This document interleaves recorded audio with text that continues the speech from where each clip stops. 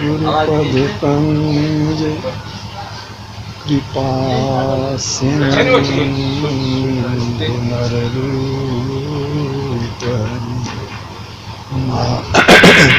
महामोहतम पुंज जासु वचन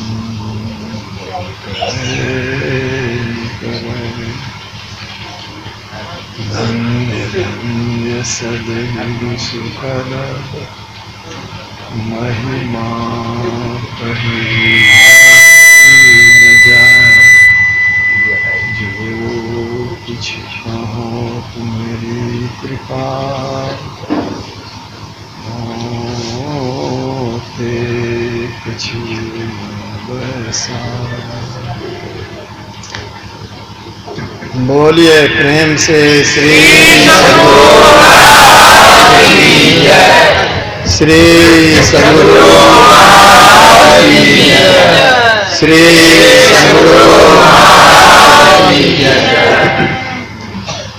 मंचासी देव महात्मागण धर्मानुरागी सज्जन वृंद आदरणीय माताओं एवं बच्चों को लोग बहुत प्यार करते हैं। स्वाभाविक हम लोग देखते हैं बच्चा बहुत हालत में रहता है, लेकिन उसको भी प्रिय वाणी अच्छी लगती है। माता पिता या परिवार के लोग उसको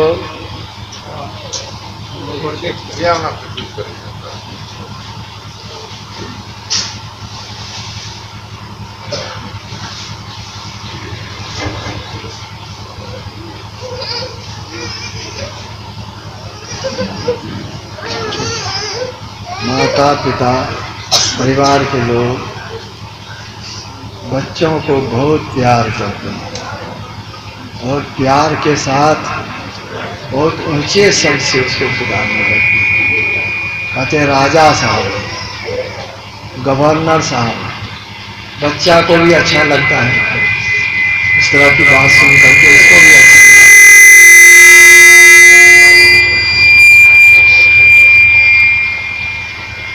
लेकिन वही बच्चा जब बढ़ता है, संसार का ज्ञान होने लगता है, तब उसको होता है कि हमको जो लोग कह रहे हैं ये राजा हैं, गवर्नर साहब हैं, वास्तव में वैसा मैं हूँ नहीं। अपने को वैसा नहीं पाता। ठीक उसी तरह से आप लोग का प्यार मुझे बहुत मिलता है। प्यार के साथ ऊंचे शब्द से पुकारते हैं, लेकिन अपने में तो ऐसा नहीं पाता। शताब्दी समारोह हुआ था भागलपुर में, दूसरे संप्रदाय के महात्मा उसमें आए थे। स्वाभाविक है महात्मा लोग तो दूसरों को आदर देते हैं। आदर के देने के क्रम में उन्होंने मुझे महर्षि शब्द से किया, लेकिन मैं वैसा हूँ तो नहीं। और उसी को लोग शांति संदेश में देने लगे। मैंने बहुत मनाही की कई बार कहा, लेकिन महासभा के भी लोग संपादक और आदमी यह कह कर कि एक बार छप गया तब हटाने से अच्छा नहीं लगेगा ऐसा। लेकिन मैं तो देखता हूँ कि मैं बहुत साधारण सा गुरु महाराज के सेवा का सौभाग्य प्राप्त हुआ, लेकिन मैं नहीं कह सकता मुझसे बहुत अधिक सेवा हुई। प्राचीन इतिहासों को पढ़ करके देखता हूँ, पौराणिक ग्रंथों को पढ़ने से पता चलता है पूर्व काल में कैसे कैसे सेवक लोग कितना कष्ट सहन किए, किस तरह से कष्ट सहन किए। उस तरह से तो हम कुछ कर नहीं पाए, बल्कि गुरु महाराज का बहुत प्यार प्रेम मिला।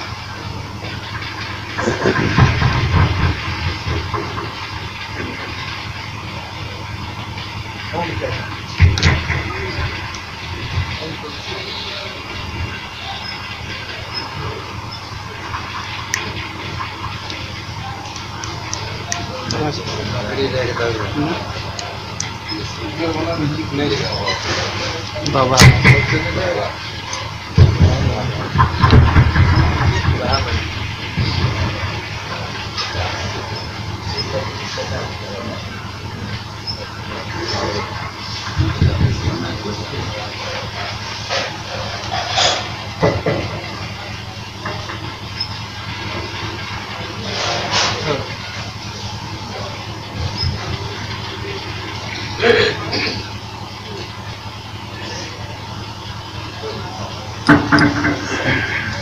गुरु महाराज ने अपनी शरण में लिया,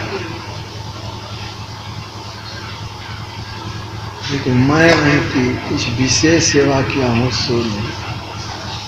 छोटी सी सेवा, उनके भोजन बनाने का सेवा, वो छोटी छोटी सेवा। योग नहीं आ रात में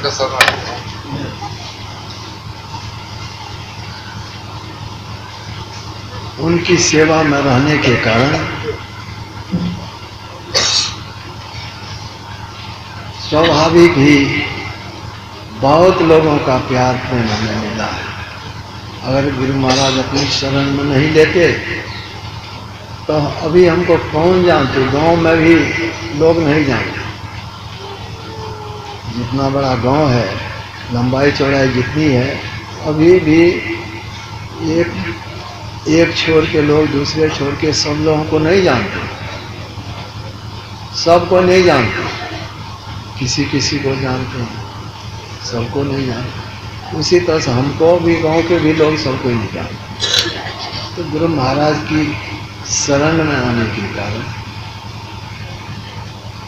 दूर दूर के लोग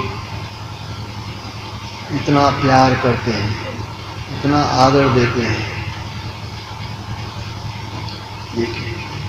यह सब तो बहुत कुछ, लेकिन जब इस तरह के ऊंचे शब्द से हमको लोग संबोधन करते हैं, मन में बड़ी सच्चाहट होती है, बहुत सच्चाहट होती है कि मैं तो वैसा हूँ नहीं,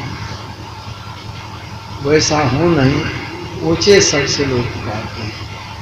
ठीक उसी तरह से सच्चाहट, जैसे बच्चा को लोग गवर्नर साहब कहते हैं, जवान होने पर भी कहते रहें, सयाने होने पर उनको कहते रहें, तो उनके मन में सब चाहत होगी, स्वाभाविक बात है। तब यह है आप लोगों की शुभकामना, अगर शुभकामना तो फलीभूत होती है, कभी न कभी किसी न किसी जीवन इधर ये गुरु महाराज की शरण में रहने का सौभाग्य प्राप्त हुआ। आप लोगों की शुभकामना है कि कभी न कभी किसी जीवन में आप लोगों की वाणी सार्थक हो जाए। यह अमान्य नहीं होगा तो मानने चाहिए, अभी तो ऐसा नहीं। आप लोग जो ऐसा बोलते हैं, इसके लिए आप लोगों को मैं नमन करता हूँ। हम लोगों के परमाराध्य गुरुदेव ने विभिन्न संतों की वाणी का संग्रह करके, उन वाणियों का परस्पर मिलान करके दिखलाते हुए कहा कि सब संतों का एक ही मत है। इसीलिए वे अपने गुरु के नाम पर पंथ नहीं चला रहे, सभी संतों के नाम पर संत मत। और कहा कि संत मता बिन गति नहीं, सुनो सकल दे कान, ज्यों चाहो उद्धार को बनो संत संत। संतों के मत को, संतों के विचार को अपनाए बिना अपना कल्याण नहीं। ज्यों चाहो उद्धार को बनो संत संत। कहते हैं कि अगर अपना उद्धार चाहते हो, अपना कल्याण चाहते हो, तो संत की संतान बनो। संत की संतान कैसे बनेंगे? जो मार्ग श्रुति संत लखावे, यही मार्ग चलत सब नहीं सुखावे। जिस मार्ग पर चलने के लिए संत महापुरुष कहते हैं, उस मार्ग पर चलेंगे, हमारा कल्याण हो जाएगा। कौन सा मार्ग है? वो स्वामी तुलसीदास जी महाराज ने कहा, संत पंथ अपवर्ग कर। संतों का मार्ग मोक्ष प्राप्त करने का है, मुक्ति प्राप्त करने का है, मुक्त हो जाने का है, लेकिन वह मार्ग बाहर में नहीं है। मोक्ष का मार्ग बाहर में नहीं है। हम लोगों के परमाराध्य गुरुदेव ने कहा कि सबके अंदर में है वह मार्ग, और वह मार्ग अद्भुत अंतर की डगरिया। मोक्ष का मार्ग बहुत अद्भुत है, अद्भुत अंतर की डगरिया, जा पर चलकर प्रभु मिलते। जिस रास्ता पर चलने वाले को परमात्मा मिल जाते हैं।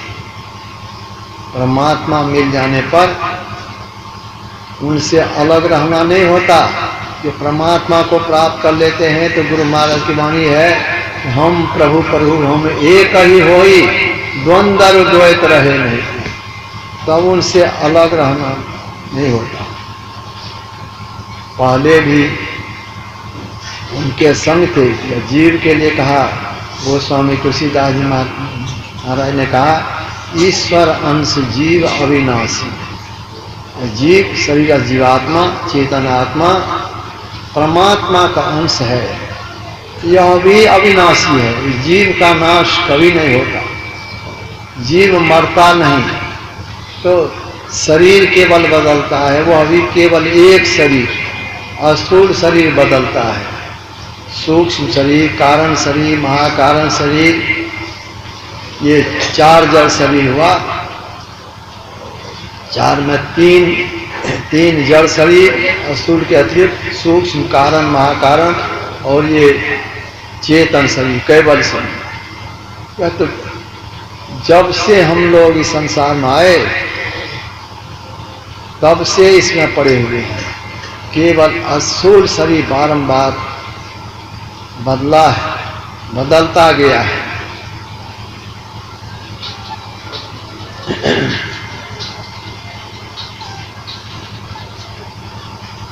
इस शरीर के आवरण के कारण हम लोग अपने स्वरूप को भूल गए हैं। माया बस स्वरूप बिसरायु, अपने आप को भूल गए हैं। असल में यह जीवात्मा परमात्मा कौन सा है? गुरु महाराज की वाणी में है, जेठ उतरी हेठ सूरत, पिंड में बासा करी, भूल गई घर आदि अपनी, भव में सब सुधी गई है।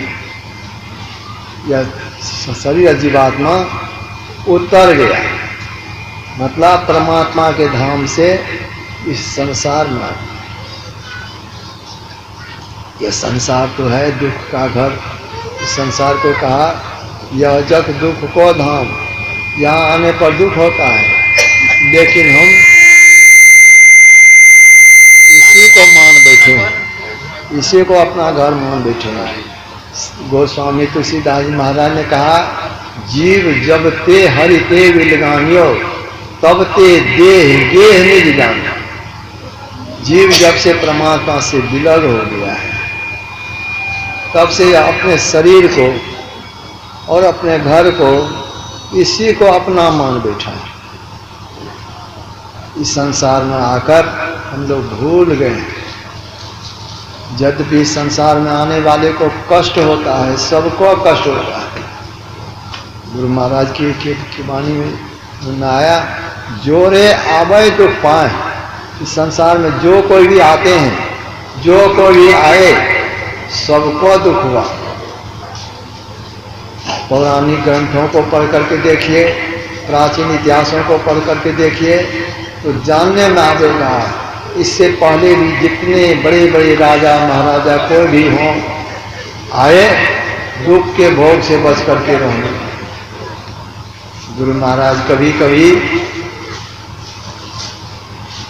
बहुत सी कहानियां कह देते थे। एक बार मनिहारी आश्रम की बात है। मनिहारी आश्रम, पहले जब कुप्पा घाट आश्रम का निर्माण नहीं हुआ था, उस समय गुरु महाराज बाहर के प्रोग्राम से लौट करके मनिहारी आश्रम में रहते थे। तो वहीं पर थे। प्रातः काल का सत्संग समाप्त हुआ। सत्संग समाप्ति के बाद सत्संगी लोग अपने अपने घर गए। गुरु महाराज सत्संग के बाद उस समय स्वस्थ हालत में थे, अपने से घूमना फिरना सब होता था। तो उसी अहाते के अंदर घूमने के क्रम में भोजनालय के तरफ आए। मैं भोजनालय के चौकागढ़ जो था वहीं पर था। गुरु महाराज ने मुझसे पूछा, सिद्धोदास कहाँ है? उस आश्रम में अस्थायी रूप से रहते थे, सिद्धू बाबा नाम के बूढ़े बाबा थे, वे रहते थे। तो मैंने कहा कि जो धान कमा रहे, भादय धान, आषाढ़ महीना का समय, इतना इतना हो गया था पौधा। आषाढ़ महीना, खूब तेज धूप, इसमें धान कमा रहे थे। धान से, धान के में जो घास था उसको निकाल रहे थे खुरपी से। गुरु महाराज ने कहा अच्छा। फिर कहा आज तो एकादशी है, आज तो भोजन नहीं बनाना है, तुम भी जाओ ये धान कमाने के लिए।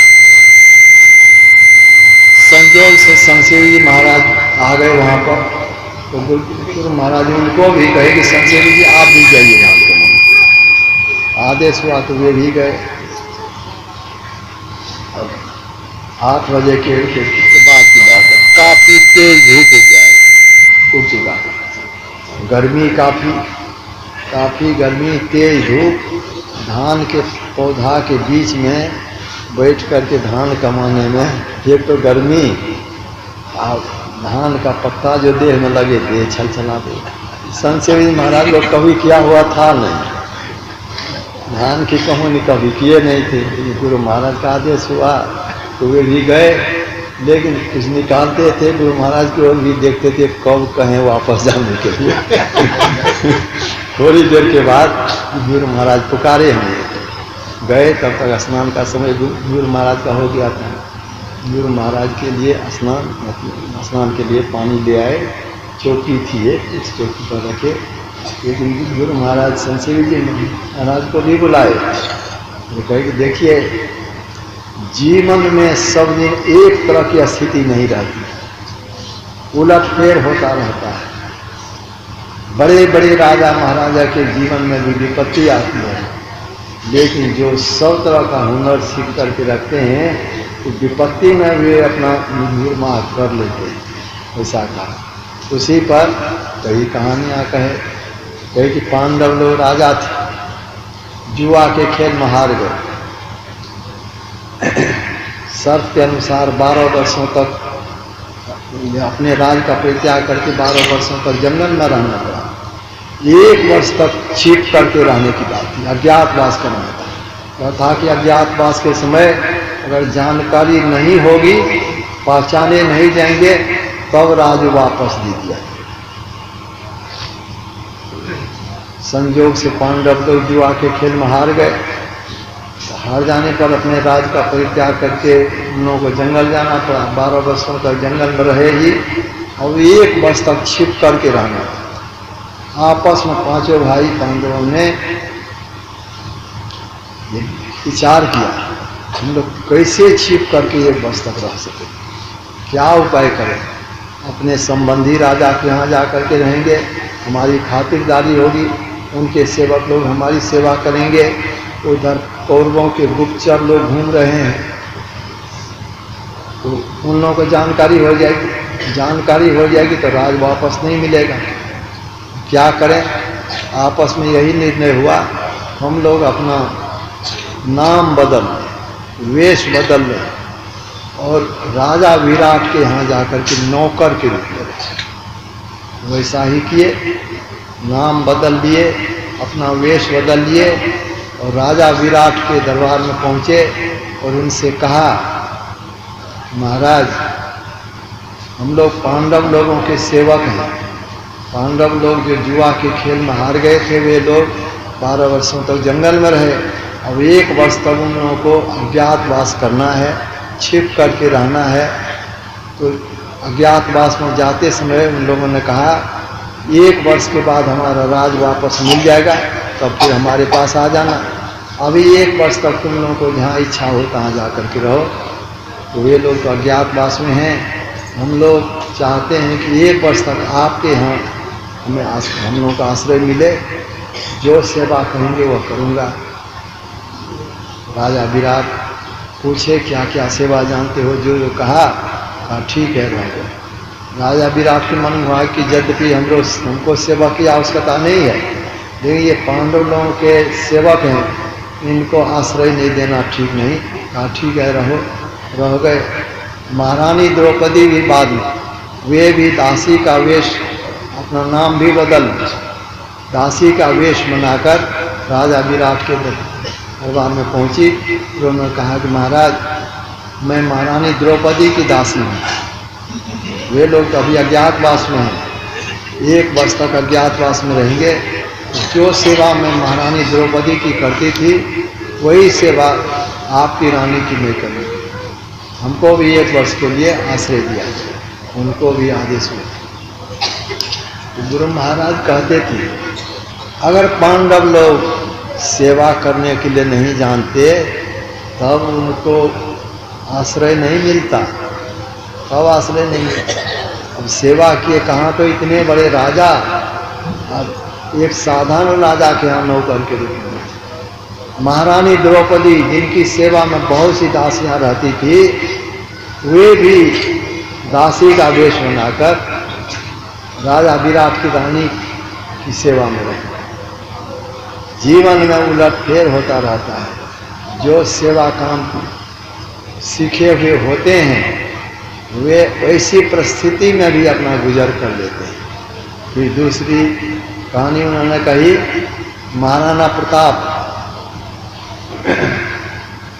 जबकि ये मुगलों का साम्राज्य हम लोगों के देश पर हो गया था, उस समय हम लोगों के देश में बहुत से छोटे छोटे राजा थे, अलग अलग राजा, छोटे छोटे राजा, छोटे छोटे राजा लोग, बहुत से राजा लोग मुगलों की अधीनता स्वीकार करते, लेकिन महाराणा प्रताप मुगलों की अधीनता स्वीकार करना नहीं चाहिए।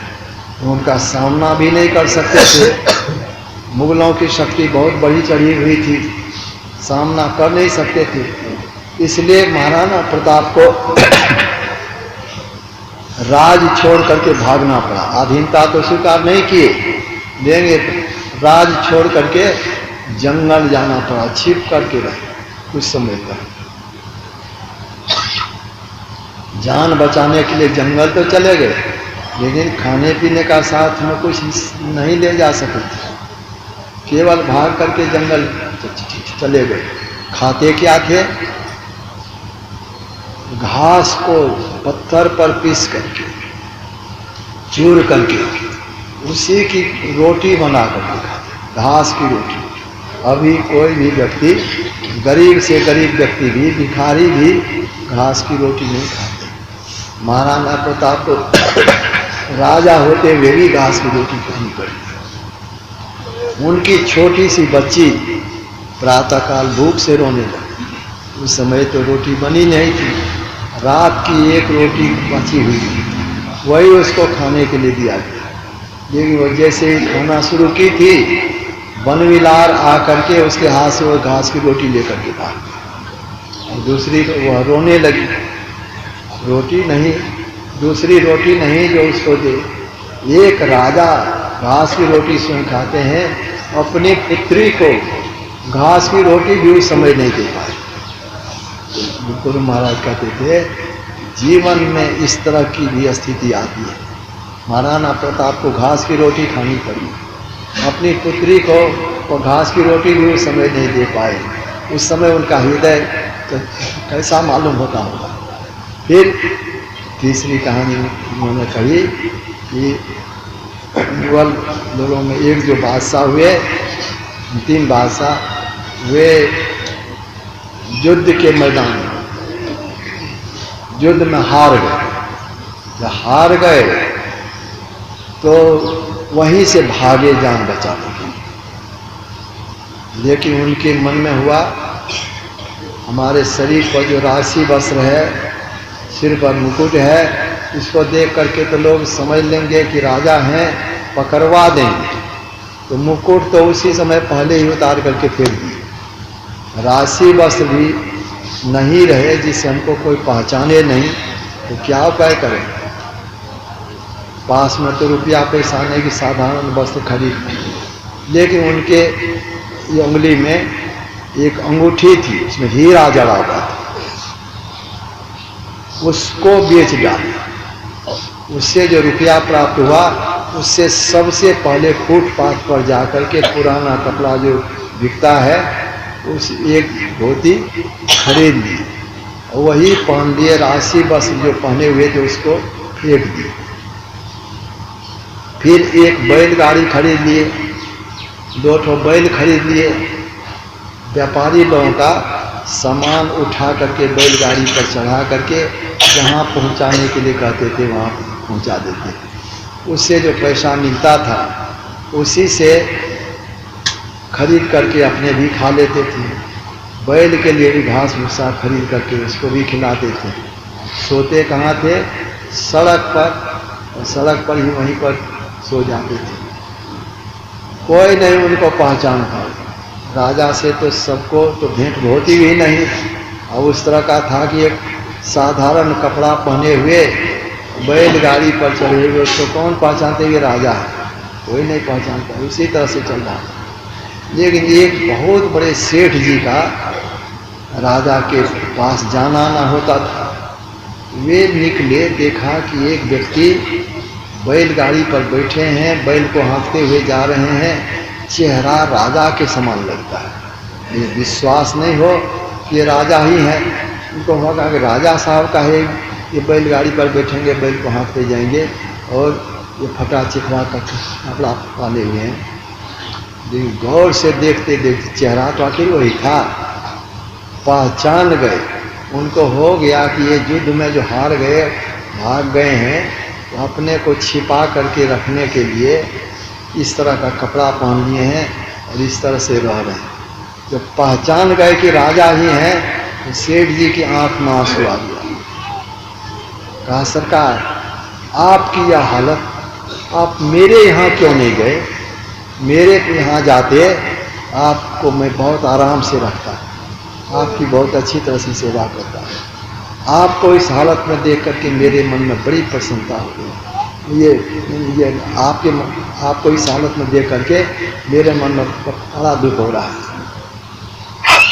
उसने कहा, क्या कहते हो जी? एक पेट का पालन करने के लिए हम तुम्हारे यहाँ जाते, इस सारे देश पर हमारा हुकूमत था, वह नहीं रहा। अभी भी 2 बैलों पर हमारा हुकूमत है, 2 बैलों पर अभी भी हुकूमत है। यह कहा तो गुरु महाराज कहते थे, कहाँ उस तरह के राजा, कहाँ एक दिन गाड़ीवान होकर। इस तरह से कई कहानियाँ बीच बीच में कभी कभी कहते थे। यह कह करके कहते थे, लोग अगर वे उस तरह से रहना नहीं रहते तो अपना निर्वाह नहीं होता। तो जो सब तरह का हुनर सीख करके रहते हैं तो कष्ट के समय भी अपना वे निर्वाह कर लेते हैं। इन सब कहानियों के कहने का एकमात्र उद्देश्य था, जीवन में एक रूपता नहीं रहती है, एक तरह की स्थिति नहीं रहती है। जैसे दिन के बाद रात होती है, रात के बाद दिन होता है, उसी तरह से जीवन में सुख दुख का चक्र घूमता रहता है। बड़े बड़े राजा महाराजा के जीवन में भी इस तरह की स्थिति आई है, होता ही रहता है। इसीलिए सूरदास जी महाराज को कहना पड़ा, सब दिन होत न एक समान, एक दिन राजा राज हरिश्चंद्र संपत्ति मेरु समान, एक दिन जाए स्वपच गृह सेवत अंबर हरत निशान। सूरदास जी महाराज कहते हैं कि सब दिन जीवन में एक तरह की स्थिति नहीं रहती है, सब दिन होत न एक समय। राजा हरिश्चंद्र का उदाहरण दे करके कहा एक दिन राजा राज हरिश्चंद्र संपत्ति मेरु समान, पहाड़ के समान उनके दरबार में हीरा जवाहरत की ढेर लगी हुई, संपत्ति की ढेर लगी हुई। लेकिन एक दिन जाए स्वपतिगिरी सेवक अंबर हरत मस्त। एक दिन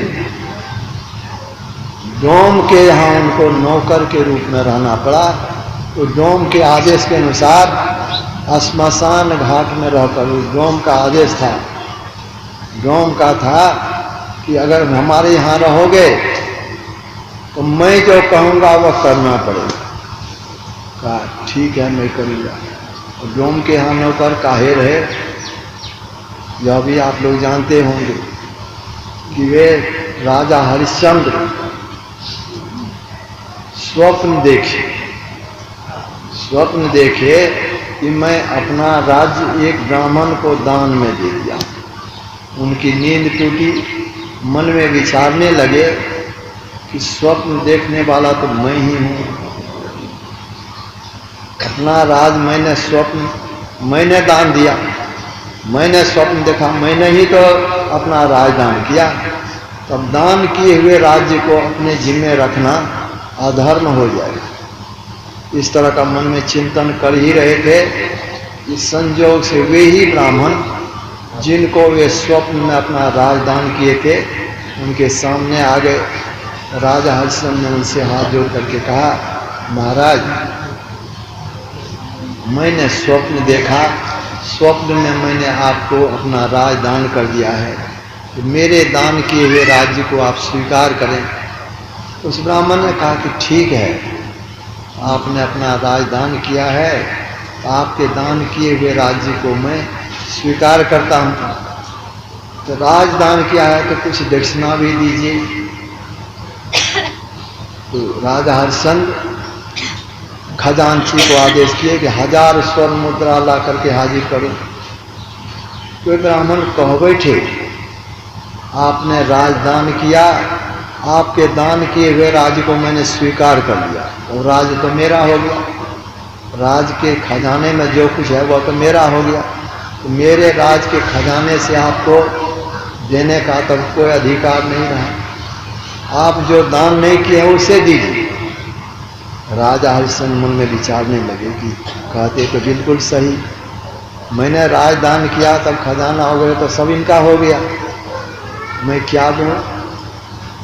उन्होंने सोचा मैंने राजदान किया है, लेकिन मैंने इस तरह का संकल्प नहीं किया है मैं अपने को भी दान कर रहा हूँ। मैंने अपने को दान नहीं किया, मैं हूँ, मेरी धर्मपत्नी है, हम लोग बिक जाएंगे, तब जो द्रव्य प्राप्त होगा वही मैं हाजिर करूँ। उस ब्राह्मण से कहा, महाराज हमको कुछ समय दीजिए, मैं इसके लिए प्रयत्न करता हूँ। और राजा हरिश्चंद्र राशि वस्त्र पहने हुए थे, सिर पर मुकुट था, उसको उतार दिए। सोचा अब तो राजा मैं रहा नहीं, इस तरह का वस्त्र जो पहनना या मुकुट धारण करना तो हमारे लिए उचित नहीं, इसको हटा दिया और राज से निकल पड़े। वे उनकी धर्मपत्नी, उनका नाम था महारानी सेव्या, महारानी सेव्या। महारानी सेव्या के गोद में उनका एक छोटा पुत्र था, उनका नाम था रोहित। निकल पड़े राज्य से। अपने राज्य से बाहर निकल जाने पर सबसे पहले एक तपस्वी ब्राह्मण से भेंट हुई। उनसे कहा कि महाराज हमको दक्षिणा में देने के लिए कुछ द्रव्य की आवश्यकता है, या मेरी धर्मपत्नी है, बड़ी पतिव्रता है, बड़ी धर्मशीला है, आप इसको नौकरानी के रूप में अपने पास रख लीजिए। आप जो सेवा कहेंगे, भोजन बनाने के लिए, बर्तन मांजने के लिए, चौका लगाने के लिए, कपड़ा धोने के लिए, सब तरह की ये सेवा करेंगे। आप इनकी सेवा की बदौलत हमें कुछ द्रव्य दीजिए। वो तपस्वी ब्राह्मण राजी हो गए, कुछ द्रव्य दिए और राजा हरिश्चंद्र वहाँ से चलने लगे। अपनी धर्मपत्नी से कहा कि देवी, यहाँ पर रह करके धर्म पूर्वक तुम सेवा करो, धर्म से डिगना नहीं। यह कह करके वहाँ से चल दी। संजोग से डोम से भेंट हो गई। उनसे कहा कि भाई हमको दक्षिणा में देने के लिए कुछ द्रव्य की आवश्यकता है। तुम हमें अपने यहाँ नौकर के रूप में रख लो, जो सेवा कहोगे मैं वो हमें करूँगा, मैं कुछ द्रव्य दे दूँगा। डोम ने कहा कि अगर मेरे यहाँ रहोगे, डोम तो जानता नहीं था, अपने ही राज्य के लोग राजा को सब कोई नहीं देख पाते हैं। राज से बाहर कौन जानते थे कि ये राजा थे, राजा हरिश्चंद्र है, डोम तो जानता नहीं था।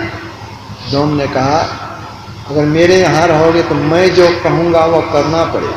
कहा ठीक है वैसा ही करूँगा। कहा मेरे यहाँ रहोगे तो श्मशान घाट में रहना पड़ेगा। श्मशान घाट में लोग जिनके परिवार के कोई लोग मर जाते हैं, उनका दाह संस्कार करने के लिए आते हैं, उनसे मैं कर के रूप में द्रव्य व कुछ वस्त्र ले करके तब उन्हें दाह संस्कार करने देता हूँ। तो तुमको वहीं रहना पड़ेगा, उनसे कर ले करके मेरे पास पहुँचाना होगा। ठीक है ऐसा ही करूँगा। दोनों कुछ द्रव्य दे दिए। दोनों जगह जो प्राप्त हुआ उस ब्राह्मण को जिनको वे राजदान किए थे दक्षिणा रूप में वो दिया है। और फिर आकर के डोम के आदेश के अनुसार श्मशान घाट में दिन रात रहना, दिन रात वहीं पर रहना, जमीन पर बैठना, जमीन पर सोना, समय पर भोजन कहाँ, बढ़िया भोजन कहाँ, शरीर बिल्कुल सूख गया, के दाढ़ी बढ़ गई, फटा चिथड़ा कपड़ा पहने हुए, शरीर में धूल, जब जमीन पर ही सोना होता था देह में धूल लगी।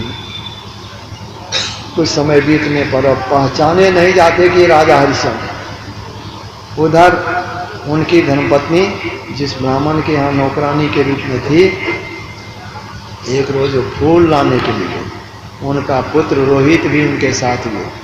वह भी फूल चुन रहा था।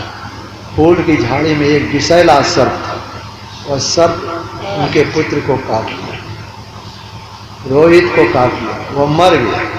अब तो महारानी सैब्या बहुत व्याकुल हो गई, बहुत विलाप करने लगी। कहाँ तो राजा की रानी थी, बहुत सी दासियां उनकी सेवा में थी, अब रानी होकर के नहीं थी, अब वह स्वयं नौकरानी के रूप में है। राजा का संग भी छूट गया, एकमात्र इकलौता पुत्र उनकी गोद में था, वह भी मर गया। बहुत व्याकुल हो गई, बहुत विलाप करने लगी। उनको रोते हुए देखकर अड़ोस पड़ोस के लोग जमा हो गए। लोगों ने समझाया कि देखो ये तो संसार की रीति है, जिसका जन्म होता है उसका एक न एक दिन शरीर छूटता है। जो जितनी आयु लेकर के आते हैं उतने ही समय तक रह पाते हैं।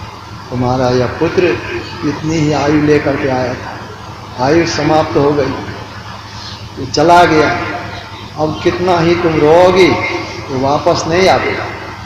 इसको ले जाओ श्मशान घाट, इसका दाह संस्कार कर दो। महारानी सैब्या नहीं जानती थी, अपने जीवन में किसी का दाह संस्कार नहीं की थी, नहीं जानती थी कि कैसे दाह संस्कार किया जाता है। लेकिन उस समय उनका साथ देने वाला कोई व्यक्ति नहीं। वह ब्राह्मण भी, तपस्वी ब्राह्मण भी ध्यान तपस्या में इतने निमग्न, उनको सांत्वना देने के लिए उनके पास नहीं पहुंची। लोगों के बतलाने के अनुसार महारानी सैब्या अपने पुत्र को गोद में लेकर श्मशान घाट की ओर चली। वहाँ श्मशान घाट में उनके पति राजा हरिश्चंद्र थे, तो उनका चेहरा तो पहले की तरह नहीं रहा, इसलिए महारानी सैब्या अपने पति को पहचान नहीं सकी। राजा हरिश्चंद्र पहचान गए, देखा कि ये मेरी धर्मपत्नी है, मेरा पुत्र मर गया है, इसका दाह संस्कार करने के लिए आई। उन्होंने कहा कि देवी तुम अपने पुत्र का दाह संस्कार करने के लिए आई हो, तो मेरे मालिक का तो आदेश है कि दाह संस्कार करने के लिए जो आवे उनसे कर के रूप में कुछ द्रव्य या वस्त्र जो भी हो लेकर के हमारे पास पहुँचाना। तो तुम्हारे पास अगर या द्रव्य हो या वस्त्र हो तो कर के रूप में दे दो, तब तुम यहाँ पर दाह संस्कार। महारानी सैब्या ने कहा कि मेरे पास तो द्रव्य है ही नहीं, वस्त्र भी नहीं, मैं जो एक साड़ी पहनी हुई हूँ इसके अतिरिक्त मेरे पास कुछ नहीं है। तब मैं अपने मालिक की आज्ञा का उल्लंघन नहीं कर सकता, बिना कर लिए मैं यहाँ पर दाह संस्कार करने नहीं दूँगी। महारानी सैब्या लाचार हो गई, कहा कि मेरे पास तो द्रव्य तो है ही नहीं, वस्त्र, एक तो साड़ी है, आप नहीं मानते तो इसी साड़ी में से कुछ फाड़ लीजिए। राजा हरिश्चंद्र उन्हीं की साड़ी जो पहनी हुई थी, साड़ी का ऊपरी भाग जो उनके देह पर था, उसी को जैसे ही फाड़ना शुरू किए, धर्म मनुष्य शरीर धर करके प्रकट हो गए। राजा हरिश्चंद्र का हाथ पकड़ लिए और कहा, धन्य हो हरिश्चंद्र, ऐसी घोर विपत्ति आने पर भी तुमने अपने धर्म का परित्याग नहीं किया, तो अब यह राज क्या, तुम्हें वह राज प्राप्त होगा जो फिर कभी नहीं छूटेगा। इस कहानी के कहने का मतलब, राजा हरिश्चंद्र के जीवन में भी विपत्ति आई। इस तरह से देखेंगे, पौराणिक ग्रंथों को पढ़ करके प्राचीन इतिहासों को पढ़ करके जानने में आवेगा कि प्राचीन काल में भी जो भी कोई भी आए इस संसार में सबको दुख का भोग हुआ। और तो और भगवान श्री राम भगवान थे, भगवान का अवतरण क्यों हुआ था? रामचरितमानस में लिखा है, भगत हेत भगवान प्रभु राम धरे तन भूप। साधारण जीव तो कर्म फांस में फंसा हुआ रहता है, इस कारण उसे इस संसार में बारंबार जन्म लेना पड़ता है। ये संत और भगवंत स्वेच्छा से आते हैं। संत भी स्वेच्छा से जीव को उबारने के लिए, जीव चेतावन हंस उबार। अगर संत लोग नहीं आवे तो संसार के लोग भूले हुए रहते। और भगवान के लिए कहा कि भगत ही तो भगवान प्रभु राम धरे तन भूप, किए चरित पावन परम प्राकृत में। तो भक्तों के प्रेम बस वे अवतार लिए, शरीर धारण किए, तो शरीरधारी के लिए नियम बना। क्या नियम है? जैसे देश का नियम जो बनता है, विधान बनता है, उसका पालन सबको करना पड़ता है। तो देह धारण करने वाले के लिए नियम है। क्या नियम? सूरदास जी महाराज ने लिखा, संपत्ति विपत्ति विपत्ति सो संपत्ति, देह धरे को यह है सुभाई। का जो देह धारण करते हैं उनके जीवन में संपत्ति का सुख का साधन आता है, तो विपत्ति भी आती है। एक तरह की स्थिति में रह नहीं पाती, कोई भी देहधारी एक तरह की हालत में नहीं रह पाती। संपत्ति विपत्ति विपत्ति सो संपत्ति, देह धरे को यही सुहाई, ऐसा होता है। तो भगवान श्री राम भी उस नियम का उल्लंघन नहीं किए।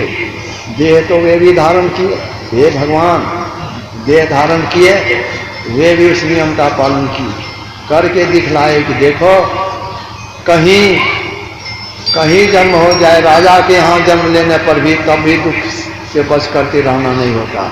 भगवान श्री राम का अवतरण हुआ था राजा के यहाँ, साधारण राजा नहीं, महाराजा दशरथ जी के ऐश्वर्य को देखकर धनपति कुबेर भी लज्जित होते थे। महाराजा धीराज का इस तरह का ऐश्वर्य है। सब राजाओं के यहाँ किस वस्तु की कमी हो सकती है? सुख में, सुख के स्थान पर जन्म, सुख में पले, सुख, सब तरह का सुख का साधन उपलब्ध था, सब कुछ प्राप्त था, लेकिन दुख भी कितना हुआ। 14 वर्षों तक जंगल में रहना। भले ही श्रद्धावश लोग यह भी मान लें कि भगवान को सुख दुख का क्या, लेकिन लोगों को तो देखने में आया, लोगों कहाँ राज सुख में पले थे, कहाँ जंगल में फूस की झोपड़ी में रहकर 14 वर्षों तक रहना पड़ा, कंदमूल फल खा करके रहना पड़ा। उतने ही में दुख का अंत नहीं हुआ। एक तो जंगल में रहकर जाड़ा गर्मी बरसात का कष्ट और कंदमूल फल खा करके रहना, दूसरी ओर उसी जंगल में सीता महारानी का अपहरण हो गया। सीता महारानी का अपहरण हो गया। अब उनका अपहरण होने पर किस तरह से व्याकुलता हुई। भगवान श्री राम ये दिखलाए कि लोगों के संबंधियों से जब बिछोह हो जाता है, उसका वियोग हो जाता है, कितनी व्याकुलता होती है, यह भी दिखलाए। सीता महारानी की खोज के क्रम में जब लंकापुरी पहुंचे, वहां राक्षसों के साथ युद्ध हुआ। उस युद्ध में लक्ष्मण जी को शक्ति बाण लगी। शक्ति बाण लग जाने पर वे जमीन पर गिर गए, बेहोश हालत में पड़े थे। भगवान श्री राम उनको चेत में लाने का प्रयत्न करने लगे, चेत में नहीं आ रहे थे। भगवान श्री राम विलाप करते हुए कहने लगे, अगर मैं जानता कि अपने भाई की हालत होगी तो मैं अपनी पत्नी का मुंह भी त्याग देता। इस तरह से जानता। ये सब लीला करके भगवान श्री राम भी दिखलाए कि जो कोई संसार देह धरते हैं, संसार में आना पड़ता है, सबके जीवन में दुख होता है। यही कहा असल में जो लोग आते हैं तो कहाँ आए? संसार में आए हैं। कौन? शरीर में रहने वाला जीवात्मा कौन? ईश्वर अंश जीव अविनाशी, मतलब परमात्मा के अंश है। इस संसार में आ गए हैं, जो आ गए हैं। यही कहा आ तो गए हो, लेकिन यहाँ तो सुख तो होता नहीं। सुख की खोज में तुम भटक रहे हो। यही संत कवि साहब की वाणी का जो पाठ अभी हुआ, मोरे जियारा बड़ा अंदेशवा, मुसाफिर जई हो कौनी और। संत कवि साहब कहते मेरे मन में बड़ा अंदेशा हो रहा है। और जीव को वे मुसाफिर कहते हैं। मुसाफिर क्यों कहते हैं? मुसाफिर किनको कहते हैं? जो यात्रा के क्रम में निकला हो। यात्रा के क्रम में निकलने पर लोगों को बीच बीच में ठहरना पड़ता है। दिन भर यात्रा कर रहे हैं, रात में ठहरना पड़ता है। तो उस तरह के यात्री को लोग मुसाफिर कहते हैं। जीव को भी कहा कि तुम मुसाफिर हो, मुसाफिर के समान तुम। क्यों कहा मुसाफिर? तो जीव परमात्मा का अंश है। परमात्मा के धाम से उतर ही संसार में आ गया। विविध शरीरों में कुछ देर तक रहना होता है, कुछ समय तक रहना होता है। ये सदा तो इस शरीर में रह नहीं पाता। धन संपत्ति भोग सामग्री जो कुछ भी प्राप्त होता है सब छोड़ करके जाना पड़ता है। जा रहे हैं तो जीव तो नहीं जानता, तो भूला हुआ है। लेकिन संत लोग के लिए कहा जान ही तीनों काल कर ज्ञाना, करतल में अमलक समान। संत लोग तो सबको जानते हैं। वही संत कवि साहब कहते हैं मेरे मन में बड़ा अंदेशा हो रहा है, तुम कहाँ जा रहे हो? अरे तुम उसी ओर जा रहे हो जिस ओर जाकर के तुम्हें बहुत कष्ट हुआ है। किधर हम जाते हैं? इंद्रियों के घाट में जुटकर, हमारी चेतन की धार जो इंद्रियों के घाट में जुट जाती है, हम विषयों की ओर दौड़ लगा रहे हैं। इंद्रियों के द्वारा विषयों का ग्रहण हो रहा है। और विषय कैसा? मृग बारी सम सभी प्रपंचम। विषय सब दुख रूप है, सब है दुखदायक, लेकिन अज्ञानता के कारण हम उसी ओर दौड़ लगा रहे हैं, उसी ओर जा रहे हैं। इस ओर जाने पर दुख होगा। तो हम तो स्वयं नहीं जानते, बच्चा नहीं जानता, अबोध बच्चा नहीं जानता कि हम जो सांप को पकड़ना चाहते हैं सांप काट लेगा, वह नहीं जानता। जानते कौन? सयाने लोग जानते हैं, माता जानती हैं, परिवार के लोग जानते हैं। वे हटाना चाहते हैं। बच्चा को ज्ञान नहीं रहने के कारण वो रोने भी लगता है। सांप को पकड़ना चाहता है, अगर आग को छूना चाहे आग हाथ जल जाएगा। तो साधारण बच्चा नहीं जानता। ठीक उसी तरह से जीव नहीं जानता कि विषयों को ग्रहण करने से हमें विकार उत्पन्न होगा। ये विकार ये नीचे ढकेल देगा, नरक में ठेले जाए। नहीं जानते। जानते कौन? संत महापुरुष। इसीलिए उनके मन में अंदेशा होता है। वो कहते हैं कि मोरे जियारा बड़ा अंदेशवा, मुसाफिर जई हो कौनी हो। कहा यह संसार में जो भटक रहे हो, यह संसार कैसा है? मोह का शहर कहर नर नारी, दुई फाटक घनघोर। ये मोह कहते हैं अज्ञानता। नर का शरीर, नारी का शरीर, इसको जो मान लिए हैं अलग अलग, ये अज्ञानता के कारण है। तो सब में वही परमात्मा का अंश, लेकिन अब अभी हम देह को देख पाते हैं। सर्वसाधारण लोग केवल देह को देख पाते हैं। देह के अंदर एक ही एक है, उसको नहीं जानते। जैसे रंग बिरंग की गायें हो, गोली, कैली, उजली या अन्य रंग की, लेकिन सबके अंदर तो एक ही दूध। उसी तरह से पापी पुण्यात्मा सबके अंदर एक ही परमात्मा का अंश है। आप कहेंगे जब सबके अंदर एक ही परमात्मा का अंश है तो फिर पापी क्यों, पुण्यात्मा क्यों, अलग अलग क्यों? संत महापुरुष कहते हैं कि लोगों अलग का कारण है, सम्मिश्रण हो गया है। जैसे एक ही हवा फुलवारी हो करके हवा आती है, उस हवा में सुगंध भरा रहता है। कहीं पर कोई जानवर मर गया है, उस होकर के हवा आती है, उसमें दुर्गंध मिला हुआ रहता है, इसलिए वह उस हवा में देखते हैं ये दुर्गंध है। ये वह तो मिलावट हुई है, हवा में वह अपना गुण नहीं है, उसका संग हो गया। उसी तरह से ये परमात्मा का अंश चेतन आत्मा वह तो शुद्ध है, उसमें कोई, लेकिन मन इंद्रियों का संग हो गया है। मन जिनका मलिन है, मलिनता के कारण उनके द्वारा अच्छा काम नहीं होता, पाप कर्म होता है। इसी कारण लोग कहते ये पापी है। और जिनका मन पवित्र है, उनके द्वारा पवित्र काम होता है, इसलिए उसको कहते हैं बहुत अच्छे आदमी है, पुण्यात्मा आदमी है, धर्मात्मा आदमी है।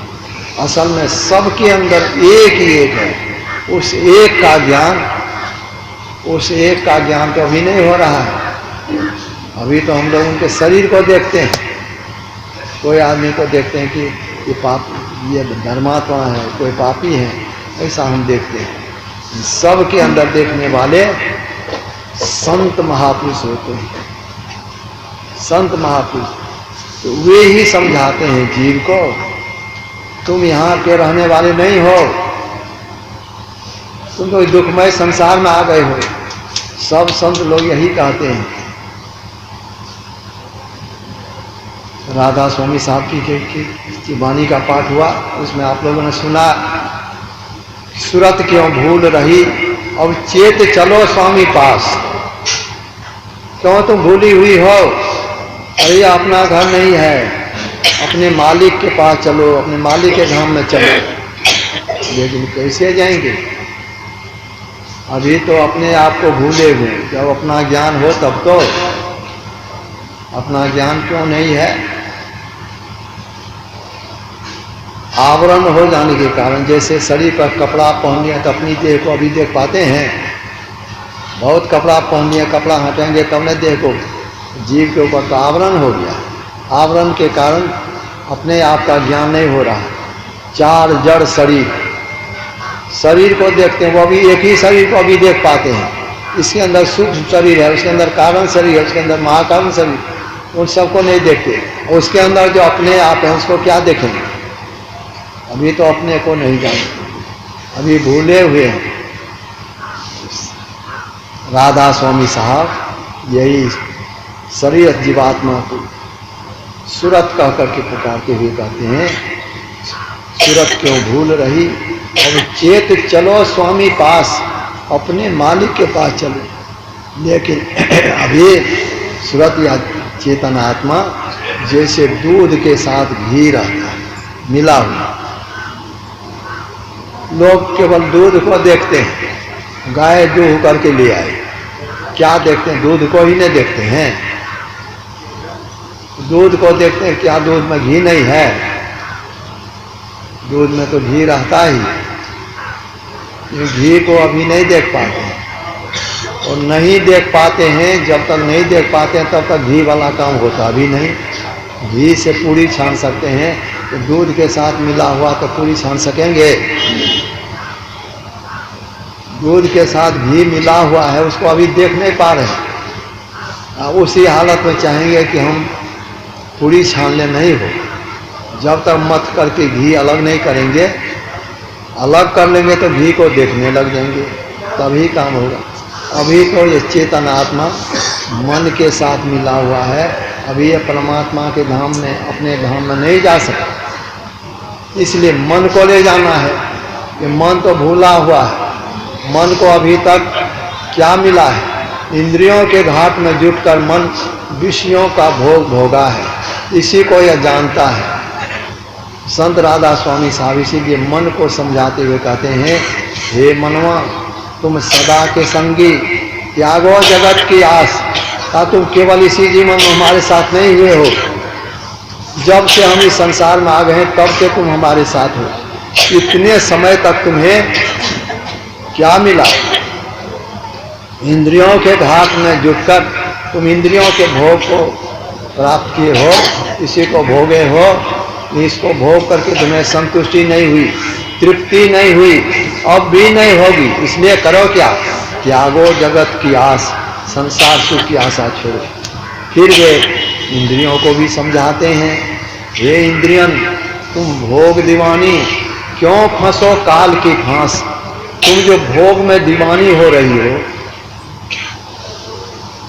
इसमें दीवानी होने पर, इस ओर दौड़ने पर, इसको ग्रहण करने पर तुम काल के फंदे में फंस जाओ।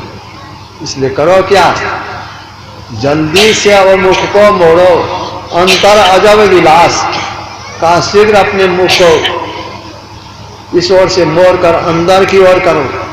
क्या मिलेगा? अंतर अजब विलास, ऐसा सुख मिलेगा जैसा सुख अभी कभी तुम्हें नहीं मिला। अंतर अजब विलास, उसको प्राप्त करने के लिए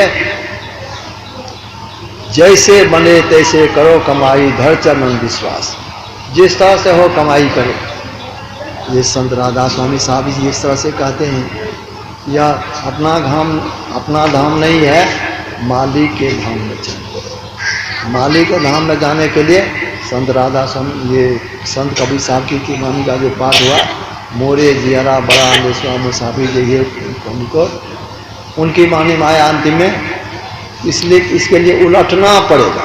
उलटी पाछ लो, पैरो पकड़ो, पसरा मना पटो।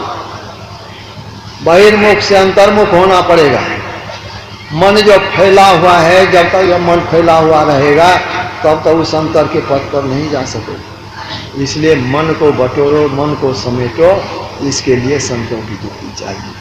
फिर आप लोगों ने गुरु महाराज की वाणी का पाठ सुना, जनी लिप्टोरे प्यारे जग परदेसवा, सुख कछु ही हुआ ना। गुरु महाराज भी कहते हैं, ए प्यारे, संसार में लिप्त मत हो, यहाँ कुछ भी सुख नहीं है, सुख कछु ही हुआ ना। जग परदेसवा, काल को भेसवा, जोरे आवे दुख पाए। का यह प्रदेश है, इस प्रदेश में जो कोई भी आते हैं सबको दुख होता है। दुख के भोग से बच करके कोई भी रह नहीं पाता। जग परदेसवा, काल को भेसवा, जोरे आवे दुख पाए। करो क्या? शुद्धि करो प्यारे हो आपन देश के, जहाँ क्लेश कछु ना। अपने देश की शुद्धि करो जहाँ कुछ भी क्लेश नहीं है, कुछ भी दुख नहीं वहाँ होता। लेकिन अपने देश जाने के लिए बाहर में रास्ता नहीं है। बाहर में तो कहीं जाएंगे, भटकते रहेंगे। बाहर जहाँ पर हैं, दूसरे देश में चले जाएंगे, तीसरे देश कहीं जाएंगे, शरीर इंद्रियों का संग रहेगा। जहाँ कहीं जाएंगे दुख होता रहेगा। यह असल में अपना देश नहीं। और अपने देश जाने के लिए बाहर में रास्ता नहीं। और रास्ता कहाँ है? निज काया गढ़ में ऐन महल होए, आपन घर पत पाए। निज काया गढ़, अपना शरीर, काया कहते हैं शरीर को, अपने शरीर को, ये शरीर को ही कहा गढ़। निज काया गढ़ में ऐन महल होए, आपन घर पत पाए। ऐन कहते हैं आँख को, आँख रूपी महल होकर। इस बात को कौन समझेंगे? जिनको संत सद्गुरु के द्वारा युक्ति प्राप्त हो चुकी है, और युक्ति प्राप्त करके जो अभ्यास करते हैं, वह रास्ता कहाँ पर है? पिंड से ब्रह्मांड की ओर जाने के लिए रास्ता कहाँ पर है? अपने घर जाने के लिए रास्ता कहाँ? निज काया गढ़ में ऐन महल होए, आपन घर पत पाए। आइए, अपने घर जाने के लिए रास्ता मिलता है। ये दृष्टि योग साधन करते करते करते करते जब दृष्टि का सिमटा होता है, तब सिमटी हुई सूरत को अंधकार से निकलने का मार्ग मिलता है। निज काया घर में ऐन महल होए आपन घर पर पाए। चलो चलो यही पथ, हाँ कत दृष्टि रथ, इसी रास्ते से चलो। लेकिन कहीं बाहर जाने के लिए जैसे बहुत दूर की यात्रा लोग पैदल नहीं कर सकते, पैदल नहीं जा सकते। अभी तो थोड़ी दूर भी हम लोग पैदल नहीं जा सकते। वो अपने अंदर का मार्ग कैसा है? संत कबीर साहब की वाणी में है, लंबा मार्ग दूर घर विकट पंथ बहु मार्ग। बड़ा लंबा मार्ग है, लंबा मार्ग, दूर घर, परमात्मा का धाम जहाँ से हम आए, इस संसार में आ गए हैं, बहुत दूर घर है। और कैसा है रास्ता? ऊंची गैल राह रपटीली पाँव नहीं ठा, बड़ा विकट लंबा मार्ग दूर घर विकट पंथ बहु मार्ग, बड़ी कठिनाई है। ऐसे कठिन मार्ग पर जाने के लिए सवारी, कौन सवारी? यह कहा चलो चलो यही पथ, हाँ का तो दृष्टि रथ, दृष्टि को रथ बना लो। दृष्टि कहाँ? देखिए सूर्य कितनी दूरी पर है, हमारी दृष्टि वहाँ तक पहुँच जाती है, वहाँ तक पहुँच जाती है। ऐसी दृष्टि को, आँख में जो देखने की शक्ति है उसको दृष्टि कहते हैं, उसको रथ बना लो। मतलब उस पर आरूढ़ हो जाओ, उस पर अपने को ठहरा लो। चलो चलो यही पथ, हाँ का तो दृष्टि का धनी सतगुरु बतलाए। तब इसका भेद, ठीक ठीक भेद संत सदगुरु बतलाते हैं, जो उस मार्ग पर चलकर उस रास्ता को तय कर, तब फिर जीव हित आप ही आवे, संसार को वारने के लिए, संसार के लोगों को ज्ञान देने के लिए जो इस संसार में आते हैं, वे कहते हैं धनी सतगुरु बतलाए, वे ही बतलाते इस मार्ग को। वहाँ चलो, वहाँ निज घर में, वहाँ पहुँच जाने पर निज घर में निज प्रभु को पावे अति होलसावे, तब कोई दुख नहीं रहेगा। संत महापुरुष यही ज्ञान बतलाते हैं। इस संसार में आकर जो अपने घर को, अपने धाम को भूल गए हो, वहाँ चलने का प्रयास करो। इसी जीवन में यह काम हो सकता है। अन्य शरीर तो 84 लाख किस्म के प्राणी हैं, लेकिन वह तो अज्ञानता से भरा हुआ है, अज्ञानमय शरीर है, उसमें तो कुछ ज्ञान नहीं, उसमें तो केवल आहार, निद्रा, भय और मैथुन, 4 ही काम हो जानता है। मनुष्य में परमात्मा ने विशेष ज्ञान दिया है, लेकिन केवल कमाने खाने का ज्ञान है, तो यह ज्ञान पूर्ण ज्ञान नहीं है। ज्ञान तो वह चाहिए, तो ज्ञान मोक्ष प्रद वेद बखाना, जिस ज्ञान को प्राप्त करके हम मुक्त हो जाएं, बंधन से छूट जाएं, और ज्ञान देने वाले संत सदगुरु होते हैं, वही संत सदगुरु कहलाते हैं। बहुत प्यार प्रेम के समझा करके जीव जन्म जन्मांतर के पाप कर्मों से भरा हुआ रहता है, फिर भी संत सदगुरु उनको ठीक उसी तरह से नहीं दुत्कारते। जैसे कैसा ही रोगी क्यों न हो, डॉक्टर नहीं कहते तुम्हारा इलाज हम करेंगे, भले डॉक्टर कह भी दे, लेकिन पापी से पापी व्यक्ति को भी संत सदगुरु नहीं दुत्कारते। वे तो उनका उद्धार करने के, उबारने के लिए ही आते हैं, जानते हैं सब कुछ, जानते हुए भी प्यार करें, अवगुण हरें। पापी से पापी व्यक्ति को भी प्यार करते हैं, प्यार करें, अवगुण हरें। गुरु महाराज एक बार कह बैठे थे, लोगों के मन में ऐसी ऐसी बुरी बुरी भावनाएं होती है, अगर उनके मन की बात कह दी जाए तो लोग साथ छोड़ करके तुरंत ही भाग जाते। जानते हैं सब कुछ, प्यार करें, अवगुण हरें। ऐसे पापी व्यक्ति को प्यार करते हुए उनके अवगुण को दूर करते हैं। हम लोगों का बहुत बड़ा सौभाग्य, ऐसे संत सदगुरु की शरण हम लोगों को मिली, वे हम लोगों को अपनी शरण में लिए, और उनके प्रति श्रद्धा विश्वास रखते हुए उनके बतलाए मार्ग पर हम लोग चलें। उन्होंने जिस रहनी में रहने के लिए बतलाया, उस रहनी में रहते हुए अभ्यास करें, तो जो मार्ग श्रुति संत लखावे, वही मग चलत सही से। जिस मार्ग पर चलने के लिए वेद में बखान किया गया है। संत लोग कहते हैं उस मार्ग पर चल करके सबों को सुख की प्राप्ति होती है, हम लोगों को वो मिलेगा। तो 10 से ऊपर हो गया है, चलना भी है, इसलिए अभी इतने ही में मैं अपनी बात समाप्त करना चाहता हूँ कि सदानंद बाबू का विशेष आग्रह रहता है कि साल में एक बार हो, और इनकी आग्रह पर तो कभी कभी हो ही जाता है। वैसे प्रोफेसर साहब का भी कई बार हमारे पास फोन गया वहाँ पर,